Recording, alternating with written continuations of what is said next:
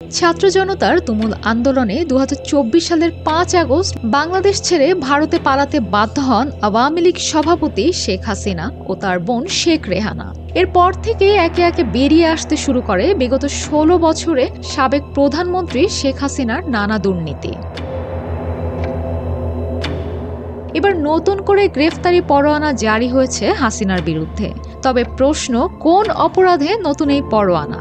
বাংলাদেশে টানা ৪ মেয়াদের প্রধানমন্ত্রীর দায়িত্ব পালন করেছিলেন শেখ হাসিনা।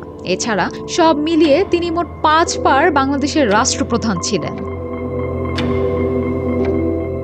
তবে বিগত ১৬ বছরের শাসনামলে তার বিরুদ্ধে ক্ষোভ জন্মাতে শুরু করে সাধারণ মানুষের ভেতরে। ২০২৪ সালে শান্তিপূর্ণ ছাত্রদের কোটা আন্দোলনে পুলিশ বাহিনী দিয়ে শিক্ষার্থীদের উপর অমানবিক অত্যাচার চালানো হলে ছাত্র জনতার ক্ষোভ আরও তীব্রতর হতে শুরু করে, যার ফলে ৫ আগস্ট ছাত্র জনতার সম্মিলিত আন্দোলনে বাংলাদেশ থেকে ক্ষমতাচ্যুত হয়ে ভারত পালিয়ে যান শেখ হাসিনা। ১৩ এপ্রিল বাংলাদেশের আদালত পাড়ায় প্রতিদিনের মতোই সাধারণ কার্যক্রম চললেও নতুন করে একটি ঘোষণার চাঞ্চল্য সৃষ্টি করে পুরো আদালতে।